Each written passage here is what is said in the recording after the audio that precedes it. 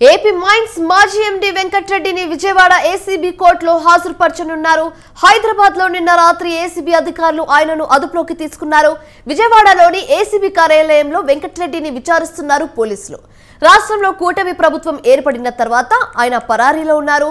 3 నెలలుగా తప్పించుకుని తిరుగుతున్నారు. అయితే గనుల శాఖలో టెండర్లు, ఒప్పందాలు, ఏపీ ఎంఎంసీ నిబంధనలు, కార్యకలాపాలు, ఇసుక తవ్వకాల్లో భారీ ఎత్తున అక్రమాలు, ఒప్పందాలు, అవినీతి, అలాగే అవకతవకలకు పాల్పడ్డారనే అభియోగాలపై కొన్నాళ్ల కిందట రాష్ట్ర ప్రభుత్వం ఆయనను సస్పెండ్ చేసింది. అయితే ఆ నోటీసులు ఇవ్వడానికి కూడా ప్రయత్నించిన వెంకట్రెడ్డి ఆచూకీ మాత్రం లభించలేదు. మరోవైపు గనుల శాఖ అధికారుల ఫిర్యాదు మేరకు వెంకట్రెడ్డిపై ఈ నెల 11న ఏసీబీ కేసు నమోదు చేసింది.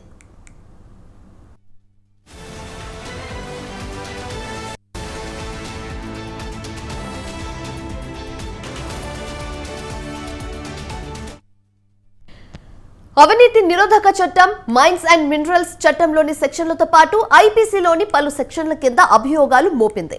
అప్పటి నుంచి దేశంలోని వివిధ ప్రాంతాల్లో గాలిస్తున్నప్పటికీ ఏసీబీ బృందాలు ఆయన హైదరాబాద్ లో ఉన్నట్లుగా గుర్తించి ఆయనను అరెస్టు చేశారు. ఇవాళ వెంకట్రెడ్డిని విజయవాడ న్యాయస్థానంలో హాజరుపరచనున్నారు.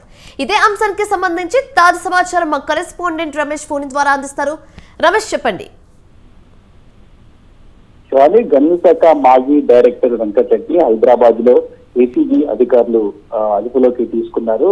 గత వైఎస్ఆర్ కాంగ్రెస్ పార్టీ ప్రభుత్వ హయాంలో వెంకటరెడ్డి గనుల శాఖ డైరెక్టర్ గా ఏపీఎంబీసీ ఎండీగా కూడా వ్యవహరించారు. ఆ సమయంలో పెద్ద ఎత్తున అవినీతి జరిగిందంటూ కూడా గతంలోనే తెలుగుదేశం పార్టీ ప్రతిపక్షం ఉన్నటువంటి సమయంలో ఆరోపణలు చేయడం జరిగింది. రాష్ట్రంలో ఉన్నటువంటి మైన్స్ కానీ, ఇసుక, వీటన్నిటిలో కూడా అడ్డగోలు దోపిడీ జరిగింది. అడ్డగోలుగా కాంట్రాక్టర్లకు ఈ మైన్స్ కావచ్చు, ఇసుకను కూడా కట్టబెట్టారు. అంతేకాకుండా వైఎస్ఆర్ కాంగ్రెస్ పార్టీ నేతలు కూడా ఈ దోపిడీలో భాగస్వామ్యం అయ్యారంటూ గతంలో తెలుగుదేశం పార్టీ ఆరోపించింది. ఇప్పుడు తెలుగుదేశం కూటమి అధికారంలోకి వచ్చిన తర్వాత గత ప్రభుత్వ హయాంలో జరిగినటువంటి దోపిడీకి సంబంధించి విచారణ చేపట్టింది. అందులో భాగంగా గత 5 ఏళ్ల కాలంలో గనుల శాఖలో కీలక అధికారిగా వ్యవహరించినటువంటి వెంకటరెడ్డి అనేక అక్రమాలకు పాల్పడ్డారంటూ కూడా కొత్త ప్రభుత్వం గుర్తించడం జరిగింది.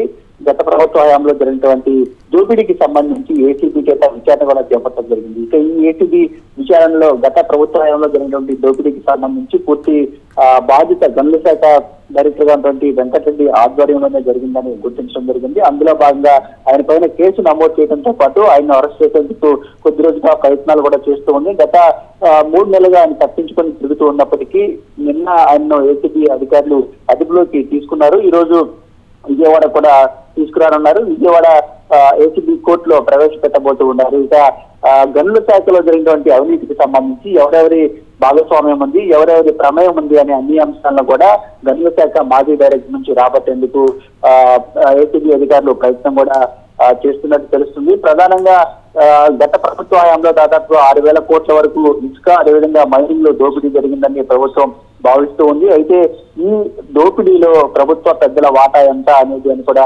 తేల్చేందుకు రాష్ట్ర ప్రభుత్వం ప్రయత్నం చేస్తుంది. గనుల శాఖ మాజీ డైరెక్టర్ వెంకటరెడ్డిని అదుపులోకి తీసుకున్నటువంటి నేపథ్యంలో ఆయన విచారణ సందర్భంగా కీలక అంశాలు బయటకు వచ్చే అవకాశం ఉందని అయితే ఇటు ప్రభుత్వ యంత్రాంగం కూడా భావిస్తున్నటువంటి పరిస్థితి. ఇక విచారణలో వెంకటరెడ్డి ఎలాంటి అంశాలు చెప్పబోతూ ఉన్నారు, ఏ అంశాలు ప్రధానంగా తెరపైకి రానున్నాయనేది కూడా చూడాల్సినటువంటి పరిస్థితి కూడా ఉంది.